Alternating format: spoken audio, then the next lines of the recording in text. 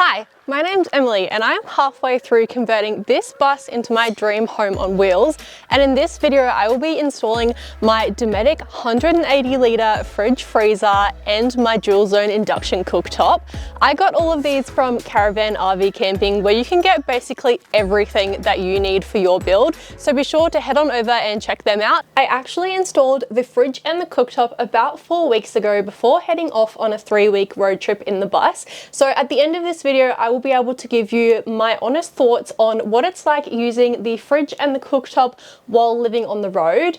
But first, let's get into the installs. A few days ago I built these kitchen bases. They've just been built out of ply and they're very secure. I do have a trip coming up that I do need to live out of the bus for 3 weeks, so today I'm going to be installing the benchtop as well as my induction dual zone cooktop and my sink. So I will take you through how I install all of those, and then later in the video you will also see me installing my Dometic fridge. The first thing I need to do is mark out exactly where the induction cooktop and the sink is going to go. So I'm going to go through and mark all of that out in my book, and then that will get transferred onto my piece of benchtop. I've gone around and I have measured off of the sink as well as the cooktop to make sure that they're going to be going in the correct spot.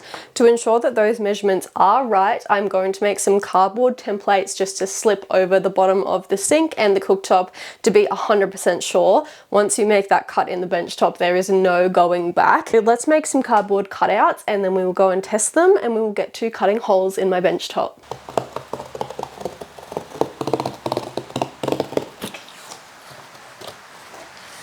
Alright, so I checked both of my templates off of my cooktop and my sink and they both fit. So now I'm mapping out exactly where on the countertop they need to go. I have my dimensions from before, so I will basically just map out exactly where they need to go, make sure they're square, and then we'll get to the scary part, which is cutting the holes.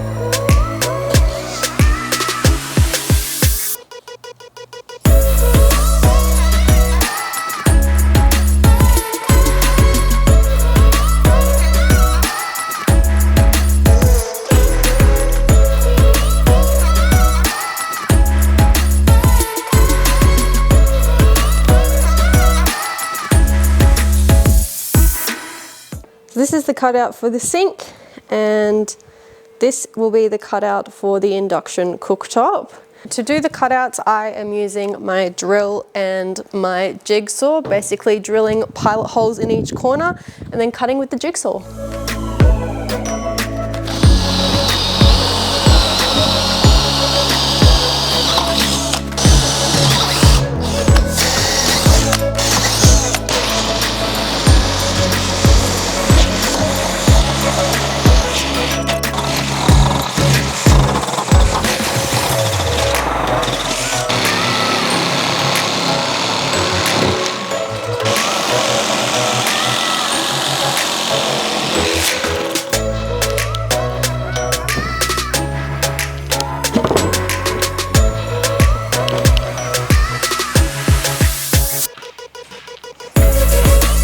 Now you have it. I have both of my holes cut for the sink and for the induction cooktop. I also need to drill a hole for my sink mixer, so I will also do that before I get to staining it.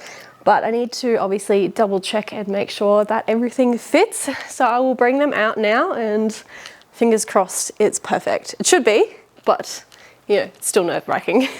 Okay, moment of truth. I've got my 2 holes cut. Let's make sure that everything fits. This is my big, beautiful sink. That is perfect. Happy? All right, let's try the cooktop.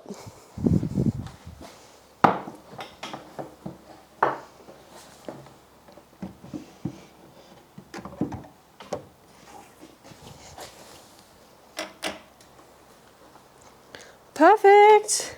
So I am not going to push the cooktop perfectly down into place yet. It does have little tabs under the sides here, which clip into place once you push the cooktop down. I obviously still need to get it out again, so I do not want to put it perfectly into place, but I can see with the gaps on the sides that it will click down and be perfectly in place, so that is very exciting. I also have my tap here. I need to drill a hole through the countertop so that that fits there, so I'm going to drill that now, and then I will take everything out again and I will get to staining the whole bench top. I've given the bench top a light sand, and now I'm going to go in with stain, and then we will also use a bench top sealant on top of that too.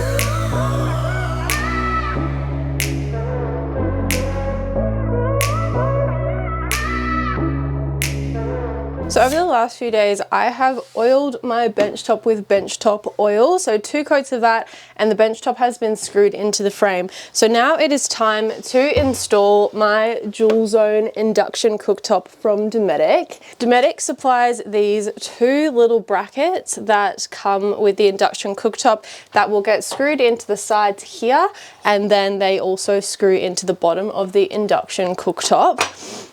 So what I need to do is measure where the center is along where the cooktop is going to go. This groove will go in the center, and then I'll screw that into the side and pop the induction cooktop in.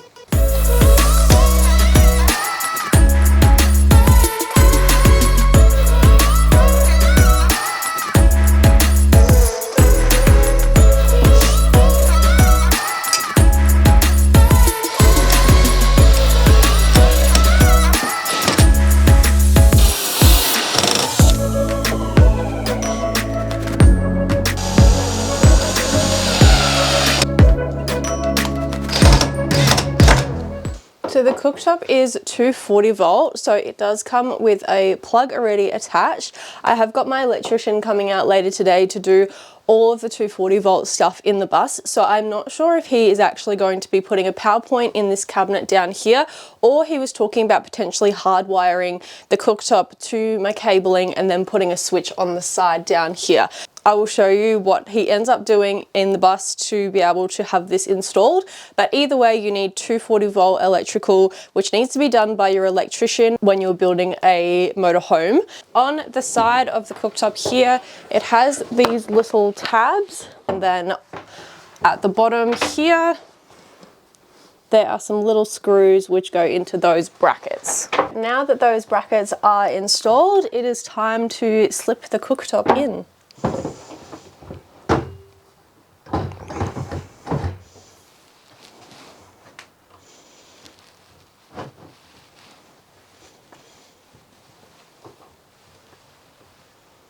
Super easy, just like that. I need to get under and put in these tiny little screws to secure the unit into the bracket, and then it's as simple as plugging it in and it's good to go.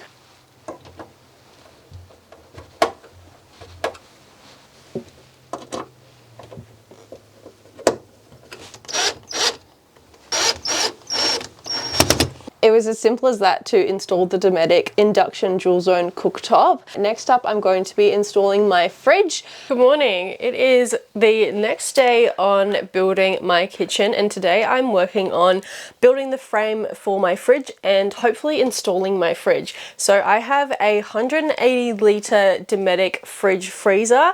So it's going to be such a huge upgrade having the full size fridge and freezer. I'm very excited. The fridge is going to live here, so I need to build walls on either side that are going to hold the fridge in position. To get the curve of the roof right as well as out to the wall here, I've created this cardboard template, and what I need to do now is transfer this from the template in the box onto a piece of ply, cut that out, and then I'll be able to install the ply into this section here. Let's transfer this onto ply, and then we will do it twice over and be able to install the walls for the fridge.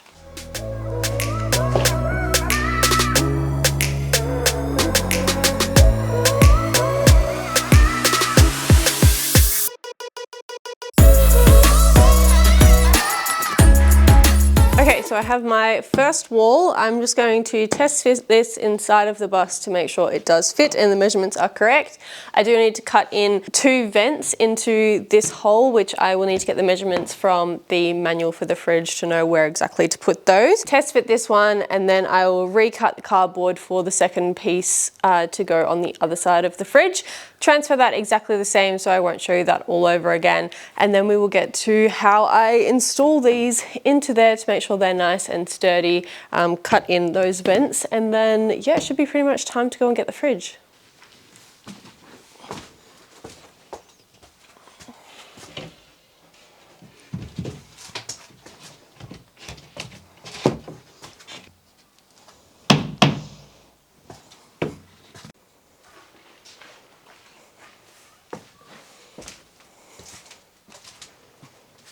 So there you have it. Fits pretty well. There is a little bit of a gap at the back, but that is what it is between the frame here. But it's only very small. And yeah, it fits very well. Stoked about that. So yeah, now I will do another one that's going to go on this side, and then the fridge is going to slot in here, which will be perfect.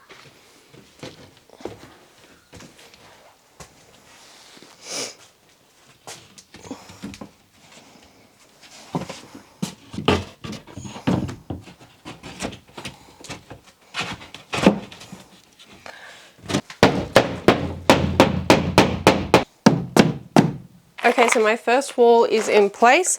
I'm going to be securing this both with pocket hole screws and nails. So I've got my nail gun, which I will do last, and I will pocket hole up into the roof and the floor to keep that secure, nail it into the behind supports, and then we will install the second wall.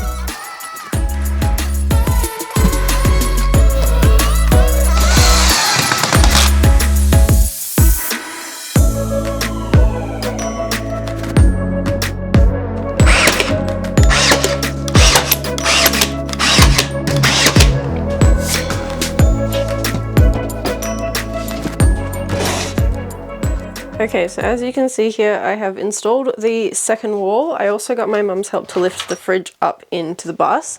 But I have 2 air vents for the compressor at the back here. So one at the top, one at the bottom.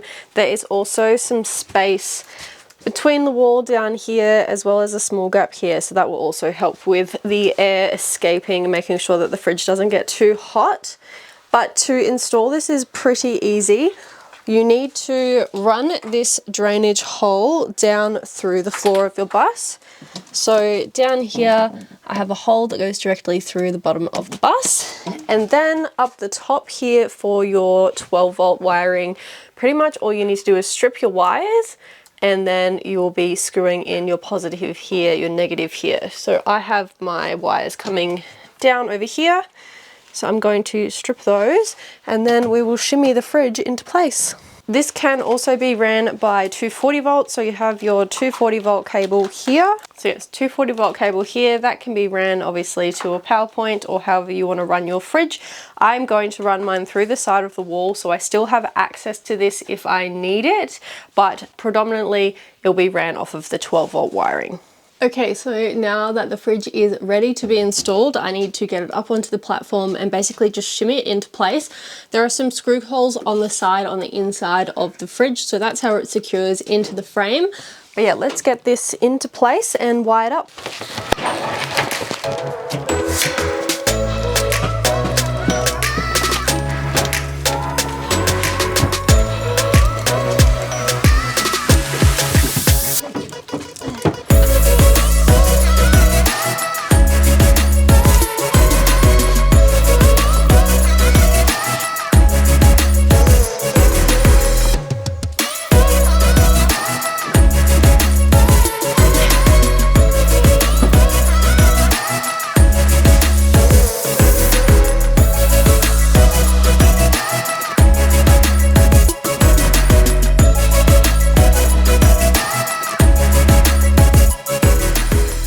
Okay, so now that the fridge is in position, it is time to screw it into place and secure it.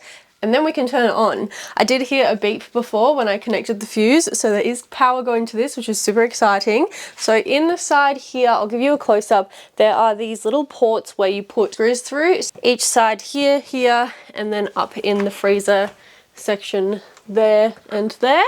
So we'll screw this into place and then, yeah, switch her on.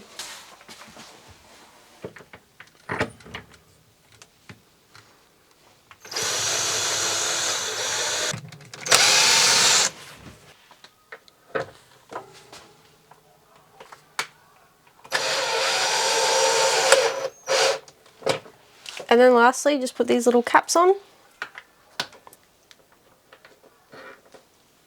Okay, now it is all secure, screwed into place, fully installed. It is time to turn it on. So all I need to do is hold this down for 3 seconds and she should come on. We have power! So exciting. This is the 180 litre Dometic fridge. It can be ran off of 12 volt or 240 volt. It has a 46 litre freezer, so I'm super excited to be able to have ice cream, smoothies, keep food for longer off grid. And then it has a 134 litre fridge. So there is heaps of room in here. There is even like a fruit and veg compartment down the bottom. 3 shelves inside, 3 shelves on the side here. And the great thing about this fridge as well is the doors are interchangeable. So depending where in your build you are putting your fridge means that you can swap the doors from opening this way to opening the other direction. So if I had my fridge on this side, I would swap them over. But having it here, it is perfect to have it open up like this. The fridge has a bunch of different modes which you can operate using this dial here. So if you click it once, you can change how cool the fridge is, and then if you click it and then scroll further, you can change between the different modes. So you go user mode, you've got performance, silent, eco, or turbo. On average, the fridge will only use 2.8 amp hours.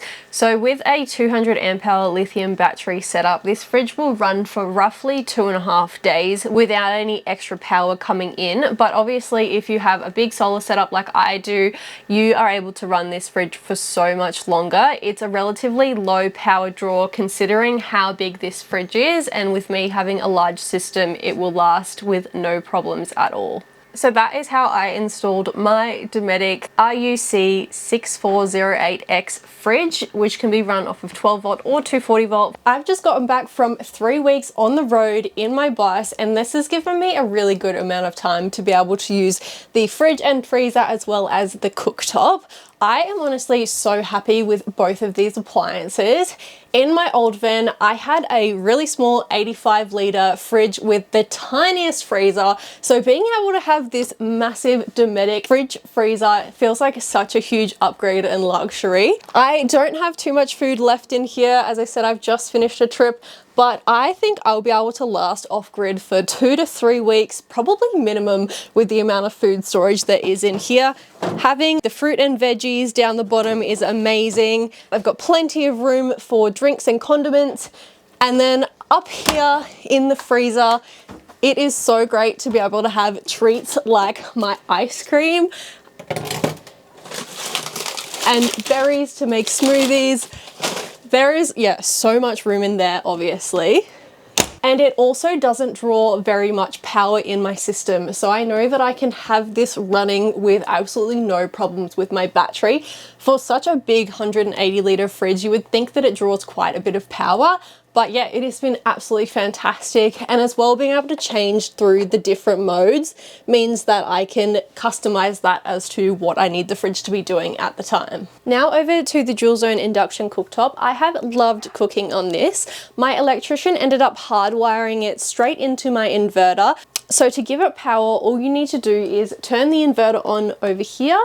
And then down the bottom here, there is a switch that sends the power through to the cooktop. To turn it on, all you need to do is press the power button, select the burner that you want to use, and then press plus or minus as to how high you want the heat, and you'll hear that start to heat up. As an example, to show you how efficient and quick cooking with induction is, I'm going to boil a pot of water. We will set a timer and see exactly how long it takes for that water to boil.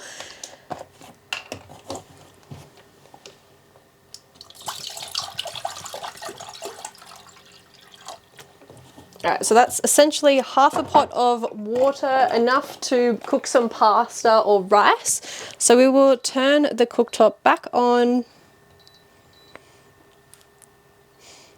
I'll set it to level 7 and we will set a timer and see how long that takes.